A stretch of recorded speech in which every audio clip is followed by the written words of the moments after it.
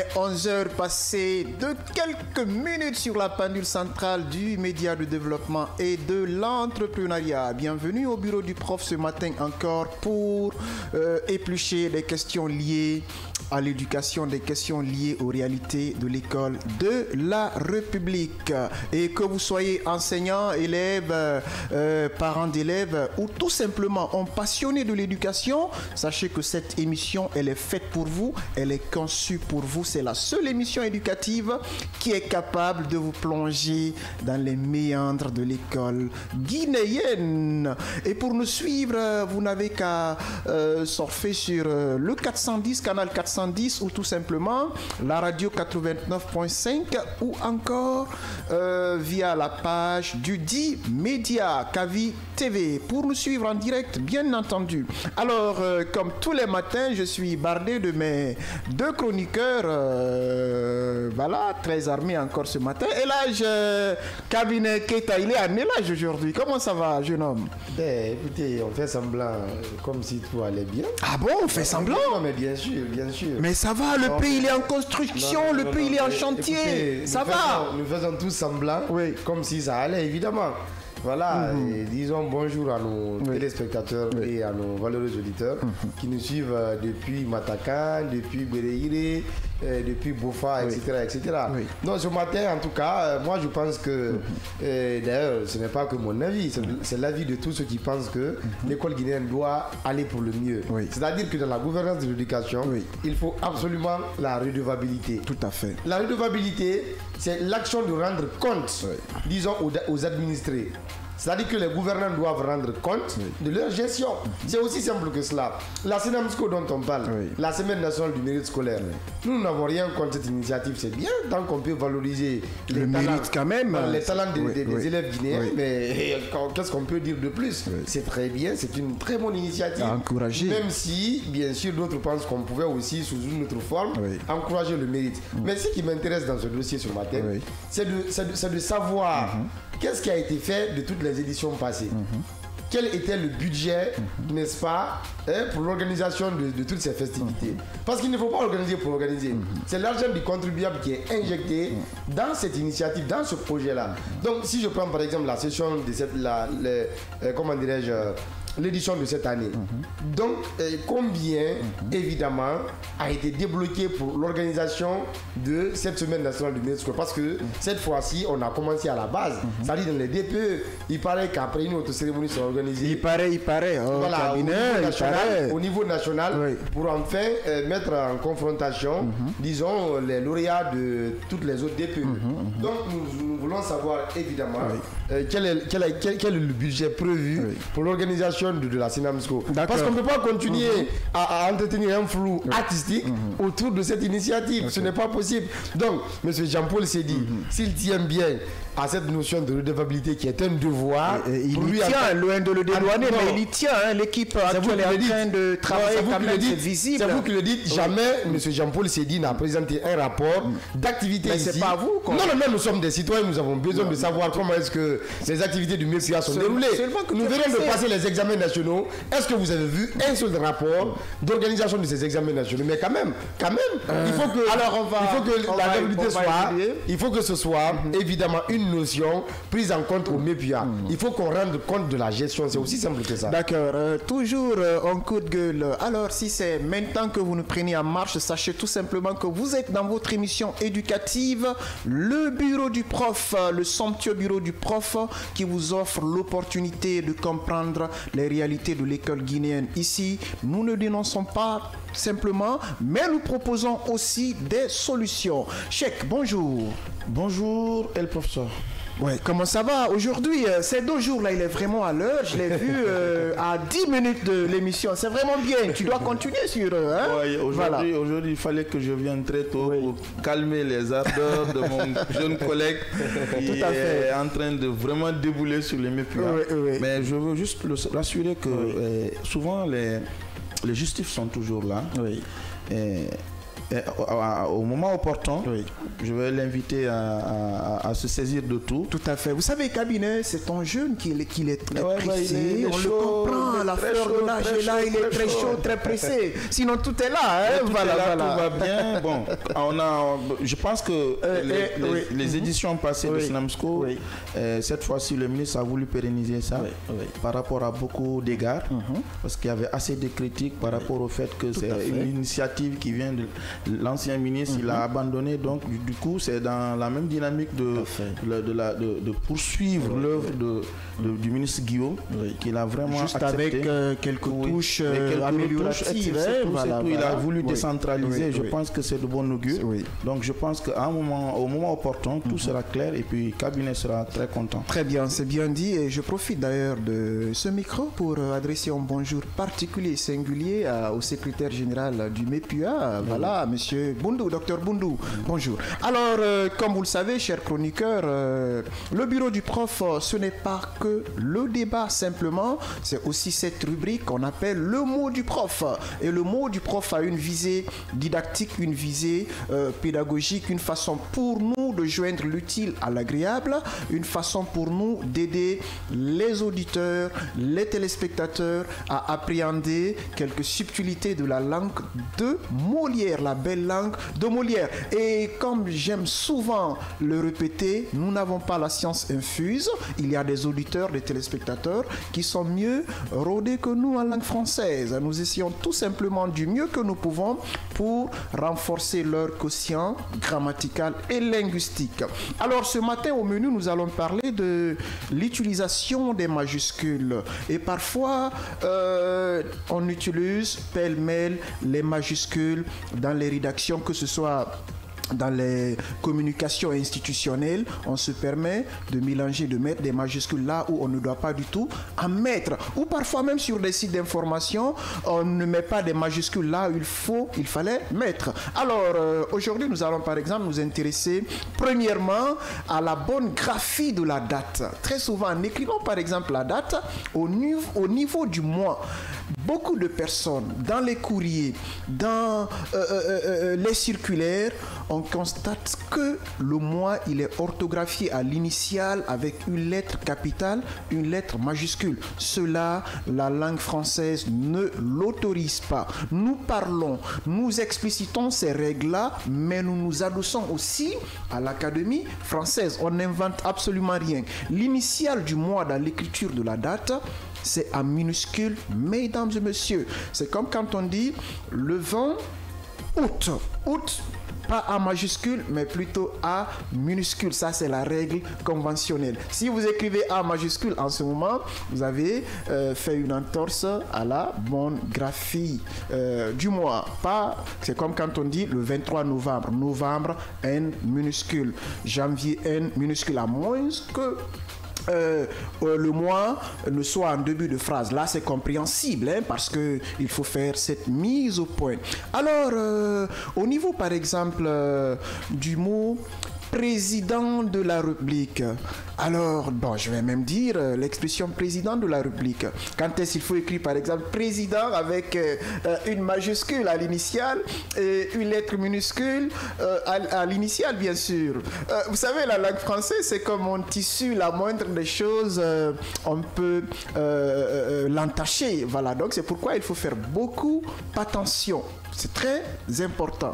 Alors, quand on prend par exemple président de la République, lorsque c'est une formule d'appel, Monsieur le Président, P majuscule, on appelle cela majuscule de déférence, majuscule de politesse, majuscule de courtoisie vis-à-vis à un président de la République. Dans un courrier, dans une lettre par exemple, Monsieur le Président, je vous adresse mon CV. Voilà, Président, il faudrait que vous l'orthographiez à l'initiale avec P majuscule, mesdames et messieurs. Mais quand il s'agit de l'expression président de la République, là en ce moment c'est République qui prend R majuscule. Voilà, président P minuscule. Ce sont des règles qui sont vérifiées, vérifiables, mesdames et messieurs. Et sans plus tarder, nous allons embrayer avec une figure de style, parce que nous l'avons dit au bureau du prof, nous n'épluchons pas que des règles, il y a aussi des figures gracieuses de la langue de Molière qu'on appelle figure de style. Et la stylistique est une discipline spéciale qui est étudiée à l'université en lettres modernes. Voilà. Alors, aujourd'hui, nous allons nous intéresser à la prosopopée. La prosopopée, c'est quoi? Ça va étonner, hein? On va me dire, mais est-ce qu'il n'est pas en train de raconter des conneries, là? Alors, la prosopopée, c'est une figure de style qui consiste à faire parler les morts. Évidemment, on fait parler les morts, mais comment? Voilà, c'est quand on dit figure de style, il faut faire très attention. Très souvent, dans les cimetières, qu'est-ce qu'on remarque? Il y a des épitaphes, c'est-à-dire des plaques sur lesquelles c'est écrit « Nous étions comme vous, vous serez comme nous ». Ça, c'est un propos qui est mis dans la bouche des morts. Alors, le fait d'utiliser cette expression et de la mettre dans la bouche des morts, en ce moment, on a fait usage de cette figure de style qu'on appelle la prosopopée. Et qui l'a forgée pour la première fois? C'est Victor Hugo, un célèbre écrivain français du 19e siècle, à l'occasion du décès de sa fille Léopoldine dans le fleuve la Seine. Alors il a même dédié un poème intitulé « Demain dès l'aube ». C'est après ça qu'il a pensé justement à cette figure de style qu'on appelle la prosopopée. Alors c'est tout simplement mettre un propos dans la bouche des morts, quand bien même que les morts ne savent pas parler. Alors l'expression du jour rapidement, c'est le calumet de la paix. Fumer le calumet de la paix. Il ne s'agit pas de fumer en tant que tel, mais là, il s'agit tout simplement de cultiver la paix, de faire en sorte que la paix règne. Et je profite de l'occasion de cette aubaine pour dire que les Guinéens, dans leur diversité, doivent fumer le calumet de la paix pour pouvoir justement booster le développement socio-économique. Alors c'était le mot du prof. J'espère que vous avez pris bonne note et vous en ferez éventuellement bon usage. Alors, mes chers chroniqueurs, on va revenir au thème. Le thème, c'est quoi? C'est ton regard concernant certaines écoles publiques, certains établissements publics dans un état piteux, dans un état de dégradation très poussé. Et nous, notre rôle, c'est d'interpeller, j'y arrive, le gouvernement, le département. C'est vrai que le département n'a pas ce qu'on appelle le don d'ubiquité, hein, d'être présent partout, mais nous, notre rôle, c'est de les interpeller afin que des solutions palliatives soient trouvées.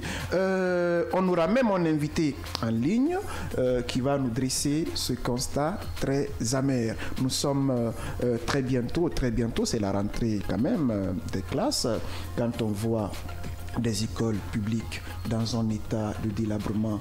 Alors, est-ce que cela peut encourager réellement l'enfant à y apprendre? Voilà le gros du problème. C'est la grosse question qu'on se pose. Parce que en établissement scolaire aussi, c'est quoi? Il faudrait que le cadre soit bien, il soit idéal. Il faudrait que toutes les commodités soient là. Pourquoi pas les écoles publiques? Et c'est ce qui explique aujourd'hui cette migritude, si je peux me permettre, pour ne pas dire migration vers les écoles privées. Voilà. Donc, on aura un autre invité qui va justement faire... il est journaliste aussi, hein, Monsieur So. Il va faire un bilan, il dresser un bilan. Et voilà. Alors, Monsieur Cheikh, est-ce que vous avez un mot là-dessus? C'est pas comme mot que j'ai, mais c'est compliqué. C'est une situation très très très difficile à gérer. Oui, oui. Et je pense pas que ça soit réellement quelque chose c'est pas réellement le ministre, c'est surtout l'environnement qui est là. Ça ne va pas. C'est-à-dire, au niveau des déconcentrés, parce que c'est eux qui peuvent rapidement fixer et localiser les écoles en état de délabrement. C'est au niveau des déconcentrés, des DPE, des DCE que le travail doit être fait. Maintenant, si c'est remonté, il faut qu'au niveau du département, que les moyens soient mis à disposition de ces déconcentrés pour qu'ils puissent trouver une solution. Je pense que qui peut mieux régler, qui peut mieux comment on peut dire, rénover une école plus que l'administrateur même de l'école. Donc à un moment donné, il était question que les transferts, quand un enfant quitte une école A vers une école B, il y avait quelque chose à donner. Quand un enfant passe un cap, il vient de la 6e, il vient en 7e, il y a quelque chose à donner. Donc c'était peut-être c'était mal géré par les responsables d'école, mais à un moment donné, c'était une manne financière qu'on pouvait utiliser. Allô? Oui, bonjour, monsieur Ousmane Teliko So. Bienvenue au bureau du prof. Bonjour mon cher Barry, bonjour aux chroniqueurs qui t'entourent autour de la table. Aujourd'hui, nous ne sommes pas au bureau du prof parce qu'on n'est pas au bureau, nous sommes sur le terrain. C'est le terrain du prof ou le terrain des enseignants, le terrain des élèves, le terrain des parents d'élèves, le terrain de l'éducation. C'est pas au bureau, nous ne sommes pas au bureau parce que nous sommes actuellement à l'AB, sur rentrée hier de Tougué. Bon, on est là. D'accord, c'est très bien et c'est une bonne occasion pour vous de vous anoblir, Ombari contre Anso. Alors rapidement, aujourd'hui nous parlons de ce regard concernant ces écoles publiques en état de dégradation très poussée. Des préfectures où on voit des écoles qui ne donnent vraiment pas envie d'y amener les enfants pour des études, parce que quand on prend par exemple des classes où il y a on appelle ça, en tout cas il y a assez d'élèves, des élèves qui s'asseyent parfois 4 par banc, c'est vraiment dommage, la pléthore elle est là. Alors quel est le véritable, en tant qu'homme de médias aussi, vous êtes sur le terrain, et quel est véritablement le constat que l'on peut dresser? Merci M. Barry, et merci à tous les invités, merci au niveau de la régie aussi, et merci aux grands médias, Quasi Média et l'émission Bureau du Prof. Moi, c'est comme vous venez de dire, moi c'est M. Ousmane Teliko. Je suis administrateur du site qu'on appelle educationactu.com, et vraiment un site qui est dédié spécialement sur l'éducation, comme vous le savez. Et actuellement, comme ce que vous venez de... Vraiment, vous avez fini de planter le décor, vraiment c'est extrêmement important. Moi, chaque année, je fais le tour dans quelques préfectures de la Guinée. Cette fois-ci, nos radars nous ont envoyés vers des préfectures, quelques préfectures de la moyenne Guinée, surtout au niveau de la commune urbaine, parce qu'on n'est pas allé directement dans certains coins là où on retrouve des écoles d'engagement. Notamment, nous sommes actuellement, on est venus, après une semaine, nous sommes à l'intérieur du pays, et nous sommes venus directement à l'Abbé. L'Abbé, on est allé vers Tougué. La situation des écoles publiques de la préfecture de Tougué est très vraiment préoccupante.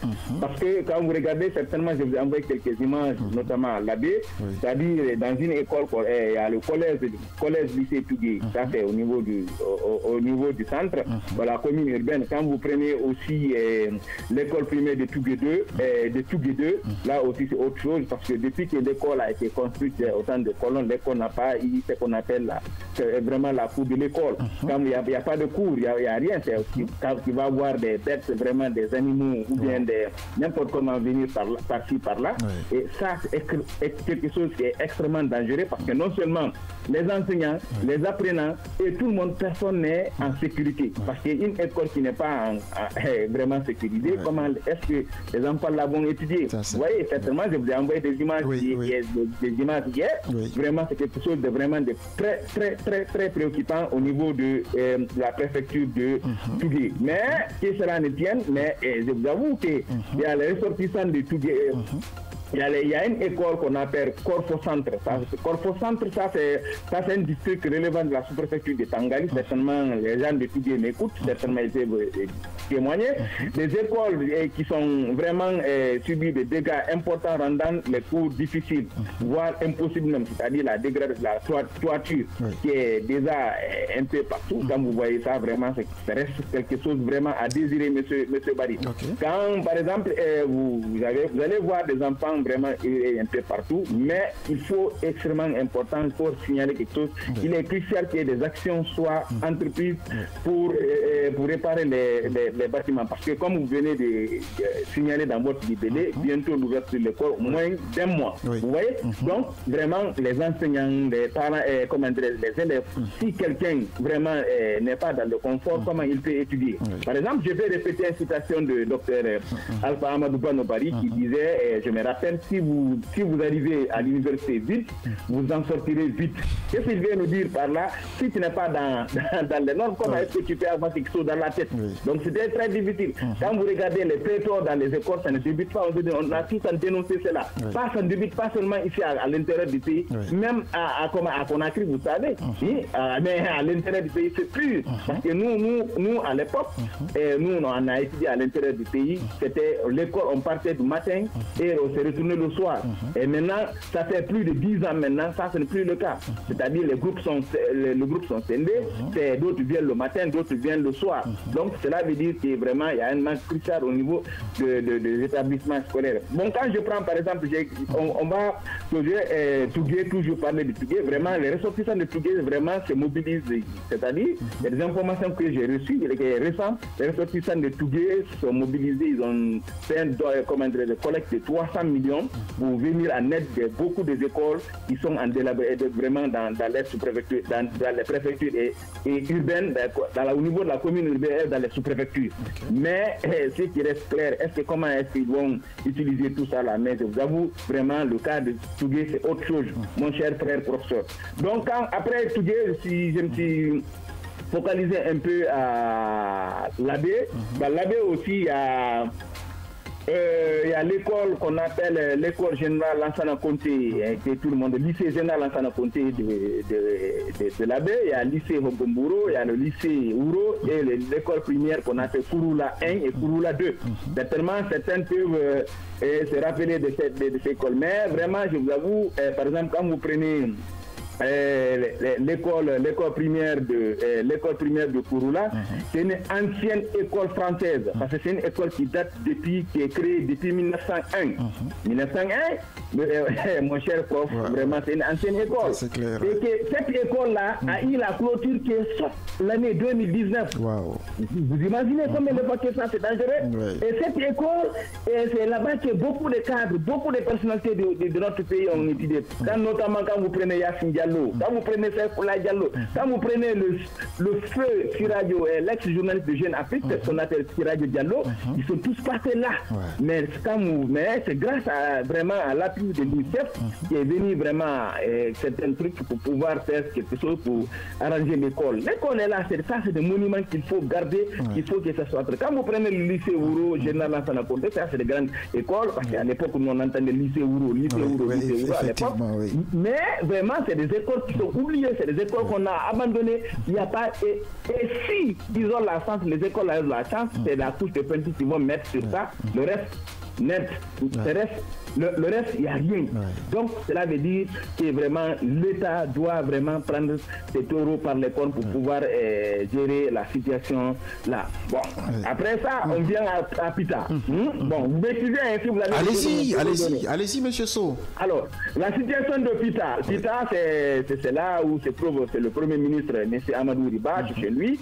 Mais le seul lycée qui se trouve à la commune urbaine qu'on appelle lycée Oustoya, vraiment ça aussi c'est autre chose, mon cher prof.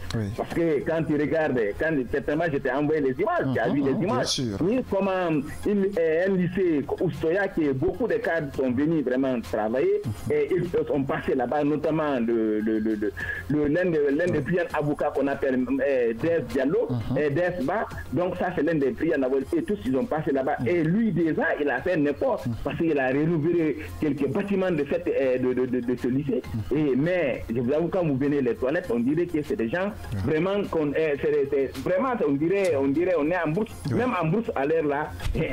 Les gens n'acceptent pas vraiment d'étudier comme ça, vraiment, mais quelque chose qui se trouve à la commune urbaine, vraiment l'État doit faire un regard vraiment par rapport à ça, parce que sinon vraiment, quel que soit le truc, donc il faut que les autorités compétentes de prendre en charge la réhabilitation de cette complexe de ce lycée Oustoya, et il est inconcevable, parce que là, ce qui est malin, il est inconcevable que le seul établissement public de la préfecture dans un état comme ça, vraiment l'éducation d'éducation et de qualité passe par des infrastructures adéquates quand même.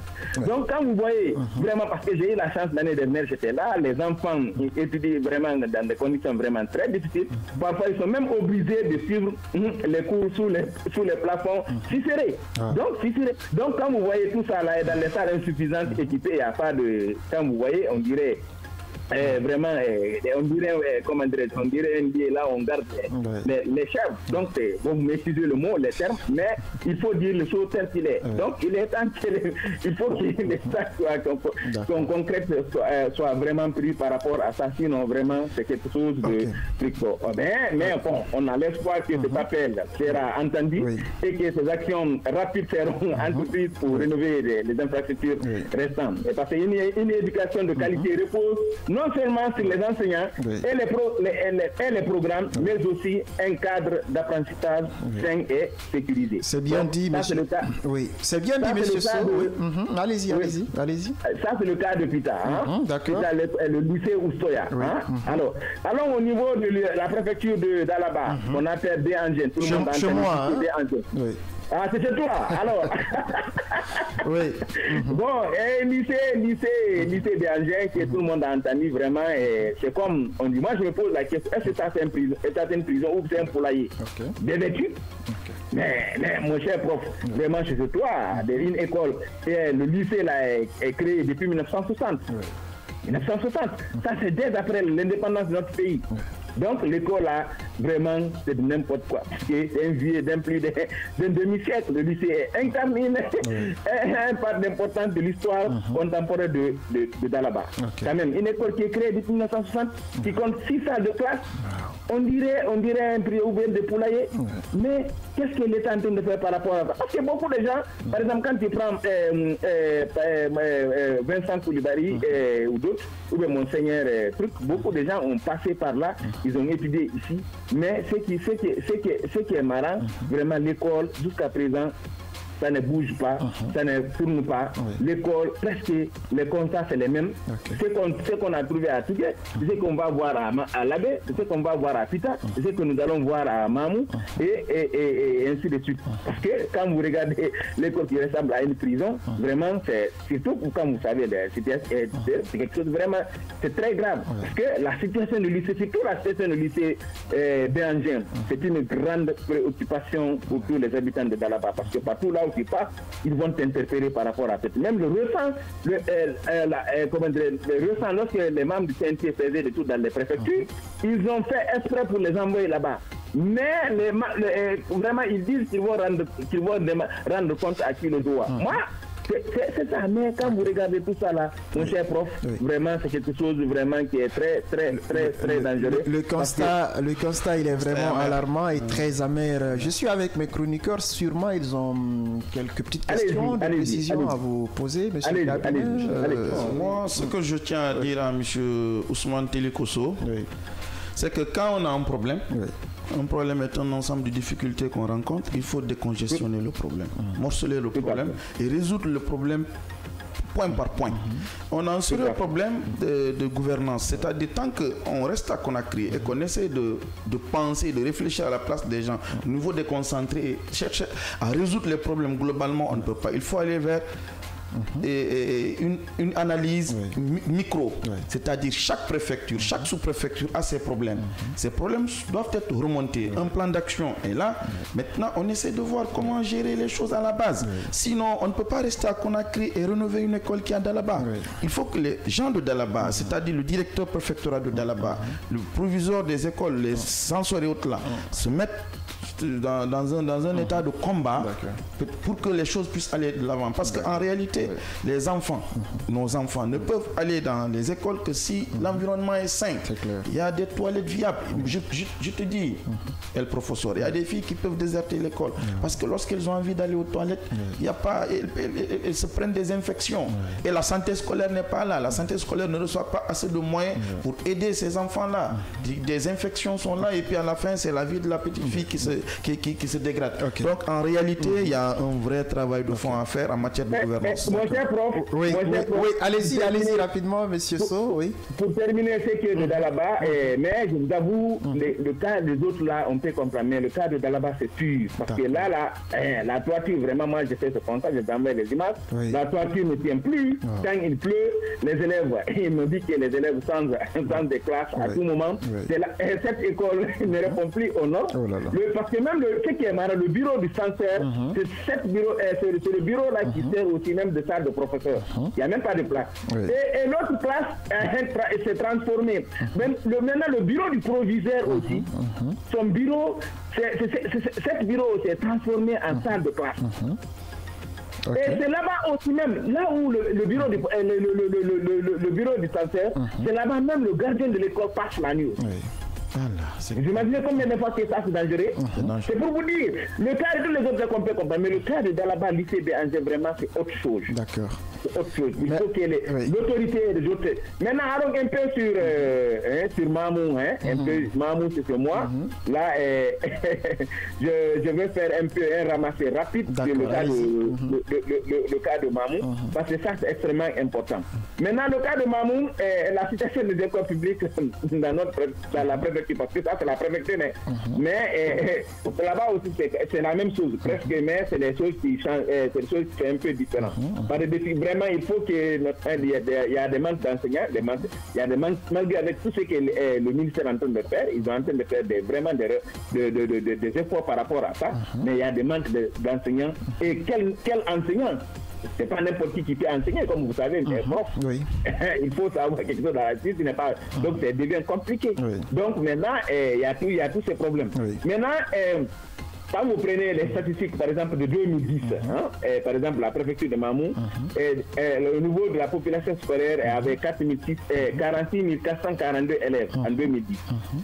Donc 19 316 filles, et compte essentiellement 327 écoles publiques et privées. À tous les niveaux primaires et secondaires. Vous imaginez ça, c'est en 2010. Mais maintenant, tout ça, malgré cette faible proportion d'élèves par rapport par rapport au nombre d'écoles dans les préfectures, le constat n'est plus vraiment, comme c'est la même chose. Donc, quand vous voyez, par exemple, on a fait le tour dans une école qu'on appelle, il y a une école qu'on appelle Jean de la Croix. Ça, c'est une école là qui se trouve au niveau du camp de Mamou, c'est-à-dire le bataillon autonome de Mamou. L'école là, c'est une école vraiment c'était le logement des militaires. L'école là se trouve à l'ancêtre, mais c'est une école publique. Parce qu'il y avait tellement de péteurs au niveau de l'école l'abattoir. Maintenant, ils ont essayé de créer une autre école vraiment dans le camp, au niveau du bataillon autonome de Mamou. Mais cette école aussi, vraiment, les enfants, c'est la même chose. L'école est déjà de la c'est son nom. Et alors, les écoles sont vétustes, délabrées, servaient au départ des logements des militaires. C'est ce que je vous ai dit. Est-ce que vous voyez? Là, le soleil est extrême. Si pendant le mois de mars, tu trouves là-bas, vraiment, c'est d'autres choses qu'il va voir. Tu vas voir même, il y a des enfants qui souvent, il y a le sang qui sort souvent au niveau du nez. Ils sont obligés, dès que 10 heures arrivent, ils sont obligés de prendre les enfants là, de les ramener à la maison. Parce qu'ils ne peuvent pas étudier avec ça. Dans certains cas, tu vas voir, il y a tellement de salaire que les enfants, à 10 heures seulement, on les laisse parce qu'ils ne peuvent pas étudier. Donc c'est pour vous dire, mon cher prof, vraiment, ce qui est alarmant, vraiment, les établissements publics à l'intérieur du pays, vraiment, ça reste à désirer autre chose. Parce que ça là, si on ne parvient pas vraiment à prendre des dispositions pour ça, vraiment, ça risque de périr.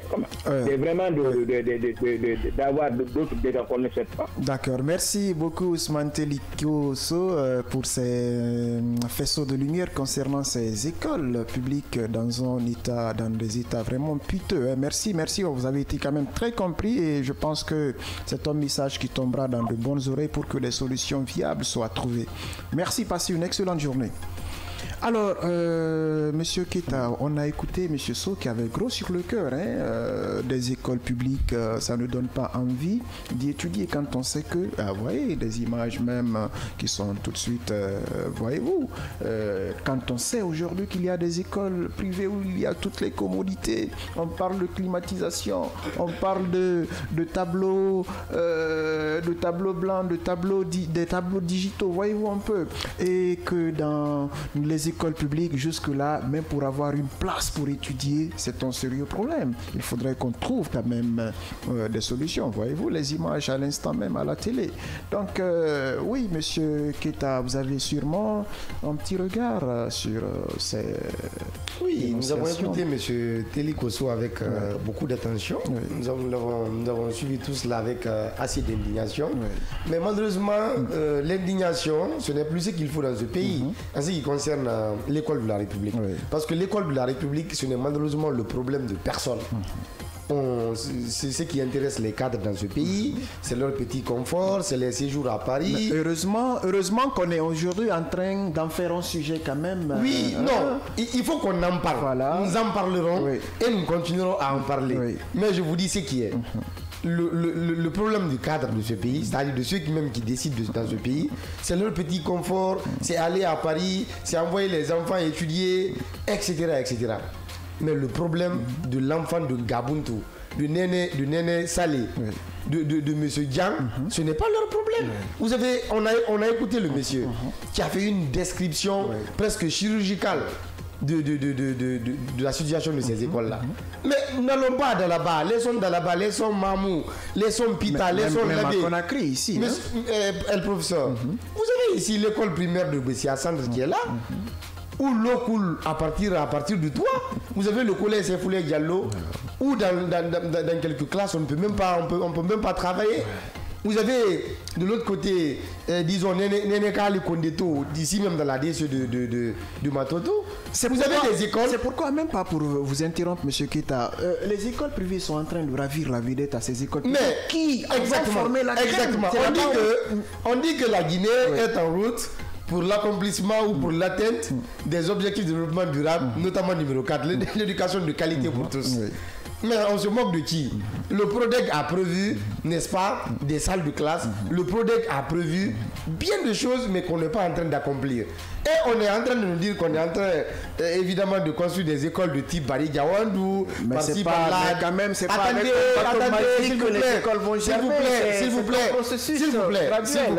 C'est un processus, nous sommes bien d'accord. Mais aujourd'hui, moi, je suis convaincu que ce n'est pas le MEPIA qui peut apporter solution à ce problème. Bon. Non. Si on met les moyens à la disposition du MEPIA. Parce que le MEPIA ne va pas chercher les moyens en réalité. Non mais... Le MEPIA, c'est le... Écoutez, cabinet. S'il vous plaît, monsieur. Le MEPIA peut faire des propositions. Laissez-moi finir avec cette partie, s'il vous plaît. Ces problèmes seront résolus. Moi, aujourd'hui, si vous pouvez bien me transférer ces images... Moi, je prends l'engagement, évidemment, solennellement dans ce studio, de les porter à la connaissance acquis de droit, mais pas de M. Jean-Paul Sédi, ni de M. Amadou Ouriba.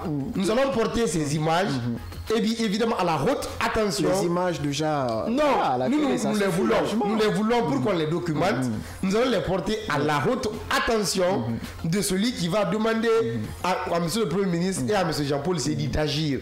Parce que si nous continuons dans ça, non, ce n'est pas parce que le même Keita, il faut quand même éviter souvent de jeter l'opprobre sur le département. Le département peut faire des propositions. On a reçu le secrétaire général dans cette émission. D'accord, le secrétaire général du MEPIA dans cette émission. Par exemple, on parle toujours de ce déficit d'enseignants dans les écoles. Mais on fait une proposition. Lorsque tu m'écoutes. Des propositions sont faites. Si le MEPIA est accompagné avec des mots, je pense que c'est un problème. Il y a toujours des lignes au MEPIA, des lignes dédiées à la rénovation des écoles. Il y a un service même, un service national d'équipement des infrastructures scolaires. Je suis d'accord. Est-ce que vous comprenez? Il y a toujours des lignes budgétaires dédiées à cela. Mais ce sont des marchés publics qui sont passés dans la plus grande opacité. C'est le dernier souci des gouvernements. C'est ce qui est important dans cette situation. Tous les ministres qui sont passés, d'ailleurs le ministre Banou a dit, le ministre Bano avait documenté l'ensemble des écoles de la République. Les écoles en gare, les écoles qui ont besoin de toiture, les écoles qui ont besoin de fenêtres, les écoles qui ont besoin de dalles, etc., etc. Tout a été documenté. Okay. Et on ne nous dira pas que ces documents ne sont pas encore dans les archives du MEPIA. Mais qu'est-ce qu'on en fait en réalité? Ce n'est pas une priorité pour eux. D'accord. L'émission, monsieur Cheikh, l'émission elle est interactive. Donc on va ouvrir l'antenne, on va permettre aussi aux auditeurs, si possible, de nous appeler à travers le numéro du standard, le 629 95 67 deux fois, le 629 95 67 67. La technique va s'employer à libérer la ligne. Oui, ce que je veux expliquer à Cabinet, il n'a pas totalement tort, n'est-ce pas? Je ne suis pas là pour dédouaner les MEPIA, parce que tout retombe sur les MEPIA. Mais il y a un problème de politique générale, un problème de planification qui fait défaut. C'est-à-dire qu'il faut aller vers les priorités. Quand il faut rénover une école, c'est-à-dire il faut faire un constat des lieux avant de se jeter à l'eau. Donc, quand il faut rénover des écoles, où il y a des élèves déjà, c'est prioritaire avant de chercher à construire une école où il n'y a pas d'élèves et puis chercher des enseignants et créer d'autres problèmes. Donc il y a un sérieux problème de gouvernance, il y a un sérieux problème de planification et le MEPIA doit d'abord essayer de faire le constat. Allô? Bonjour monsieur. Oui, bonjour monsieur, vous appelez comment et vous nous appelez d'où? Je suis Sekou Kaba, je m'appelle de la Tannerie. Ah, le bouillant directeur communal de l'éducation de Matoto. Bienvenue, monsieur Kaba. Je suis professeur et...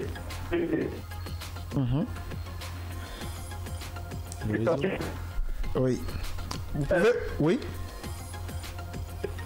Nous vous écoutons. Vous pouvez vous déplacer un tout petit peu pour que votre voix soit plus audible. Je vais dire à monsieur. Monsieur le directeur, vous allez raccrocher et rappeler avec une bonne position, s'il vous plaît, parce que là, nous avons du mal à vous entendre. Vous pouvez nous appeler sur le 629 95 67 deux fois pour participer à l'émission. Oui, je voulais juste terminer pour rassurer Cabinet que nous sommes en train de migrer vers le budget programme. C'est-à-dire, on ne génère pas on cherche pas les dépenses pour après chercher à les exécuter. Cette fois-ci, on donne priorité aux résultats. On donne priorité à des objectifs qu'il faut atteindre. Après, on cherche les ressources afin de résoudre le problème. Oui, le professeur, je disais... Oui, monsieur le directeur. Je vais répondre à monsieur Keita. D'accord. Vous savez, la gestion des écoles est vraiment partagée. Oui.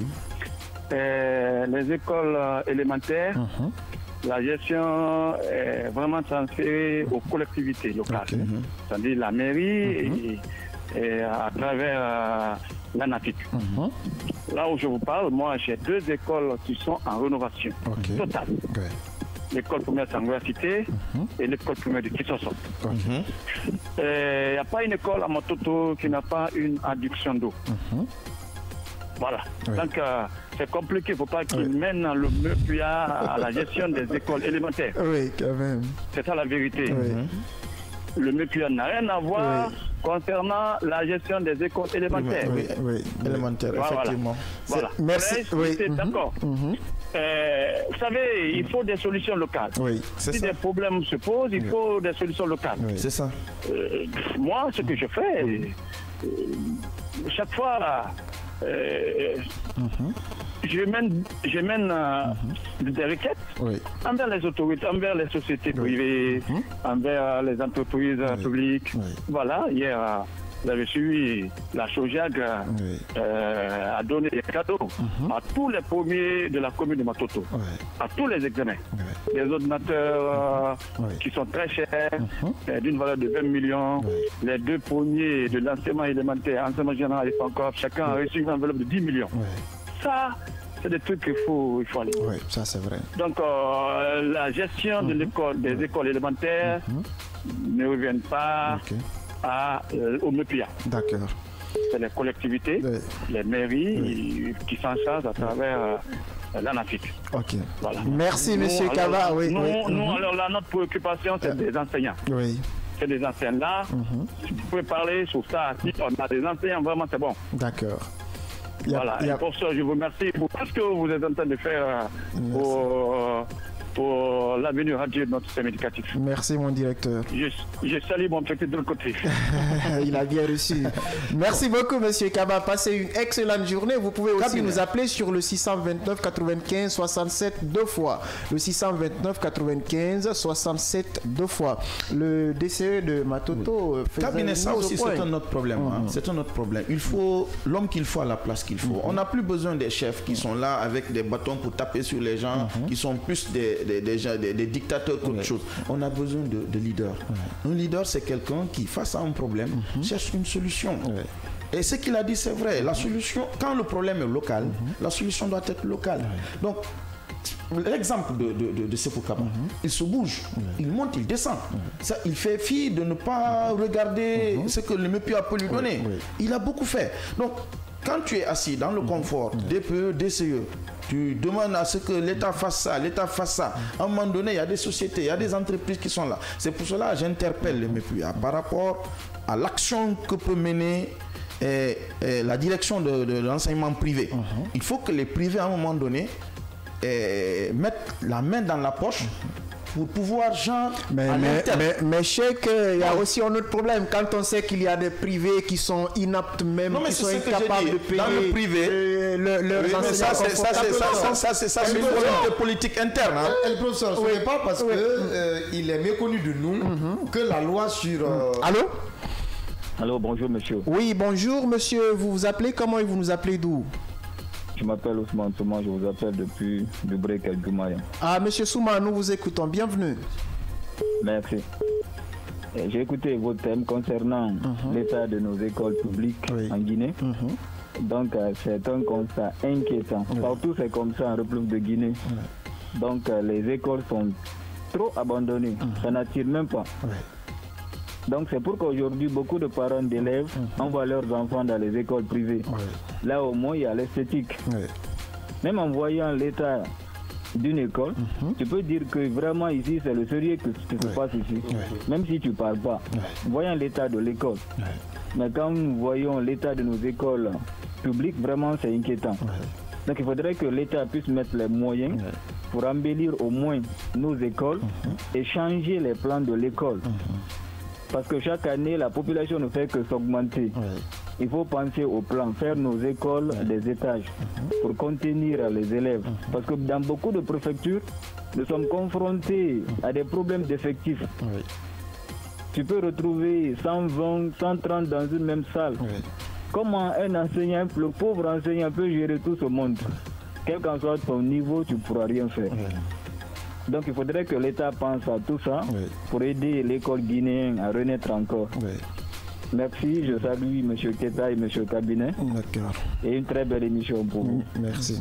Merci beaucoup, M. Souma. Passez une excellente journée. Et vous pouvez aussi nous appeler sur le 629 95 67 deux fois. Le 629 95 67 67 pour toutes vos touches contributives à cette émission. Voilà, moi je disais juste que, à dire à M. Kaba qu'il n'est pas méconnu de nous que, évidemment, la loi sur les collectivités décentralisées a transféré des domaines de compétences aux collectivités.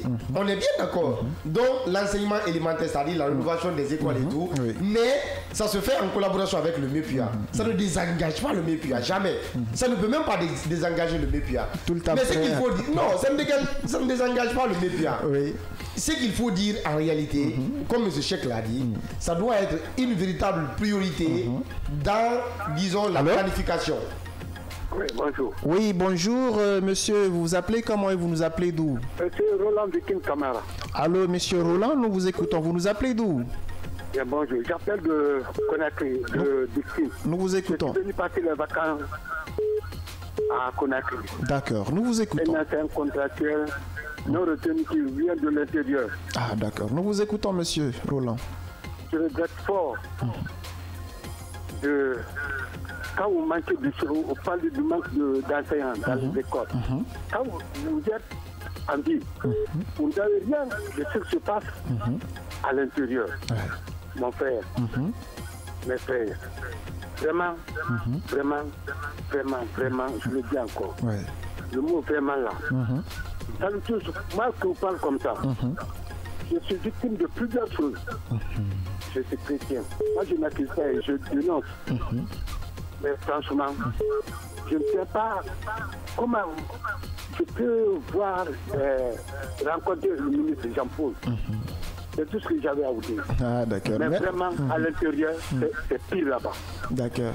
Merci beaucoup, monsieur Roland. Passez une excellente journée du côté de Dixine. Vous pouvez aussi appeler le 629 95 67 deux fois pour participer à l'émission. Oui, monsieur Cheikh. Professeur, le problème là est global. Le problème là est total. Il est entier, oui. On est d'accord. Le problème ne peut pas être résolu de manière macro.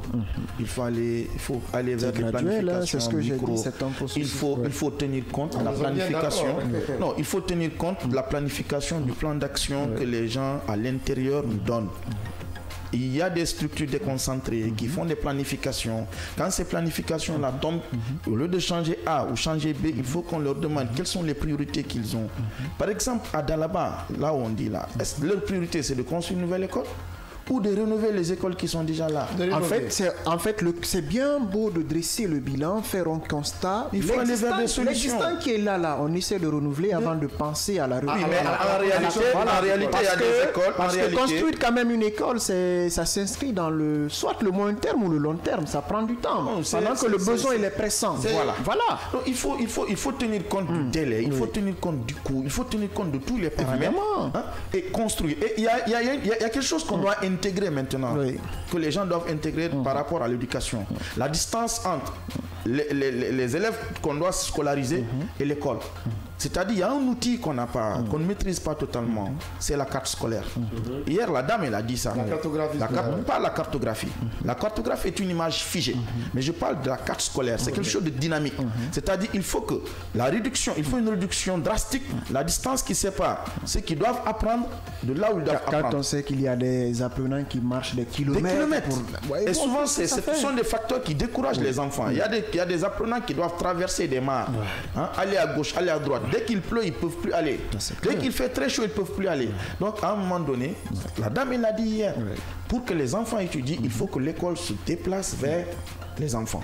Et par rapport à la formation, mais si les gens ne vont pas vers la formation, mais la formation n'a qu'à aller vers les gens. Rapidement, à un moment donné, on est d'accord. Et il faut à un moment donné qu'on cesse de dire tel n'a pas tel diplôme, tel n'a pas tel diplôme. Il y a des gens qui ont fait le bac, qui n'ont pas eu le concours. Ils sont déversés directement dans le système éducatif. Avec 15 ans d'expérience, 20 ans d'expérience. Mais on peut leur donner des diplômes honorifiques. Avec une formation de 6 mois et puis on sanctionne ça par un diplôme. Oui, monsieur Cabinet, nous avons 2 minutes à grignoter. Qu'est-ce que vous avez à dire pour globalement, ce qu'il faut dire, un peu de mots. Voilà, un peu de mots. C'est qu'aujourd'hui, le MEPUA doit vraiment se retrouver pour faire un état des lieux. S'il existe déjà des documents de base, comme celui qui a été élaboré par le professeur Van Razin, voilà, donc que tous ces documents de base-là servent franchement d'outils de planification. Pour que franchement, on arrête maintenant de parler du problème de développement des écoles. L'argent, le peu d'argent qu'il y a, le peu de budget qu'il y a, monsieur le ministre, le peu d'argent qu'il y a, mettez dans la rénovation de ces écoles pour que les enfants de la République, étudient dans de très bonnes conditions. Sinon, dans ces conditions-là, nous ne pourrons vraiment pas atteindre les objectifs. Merci beaucoup, monsieur Cabinet. Merci, monsieur Cheikh. Merci à toute l'équipe de la technique qui nous a aidé à réaliser cette émission. On se retrouve demain encore au bureau du prof pour d'autres questions liées à l'école guinéenne. Ici, à la présentation, appelez-moi tout simplement Alpha Sanbari, El Professeur. Au revoir.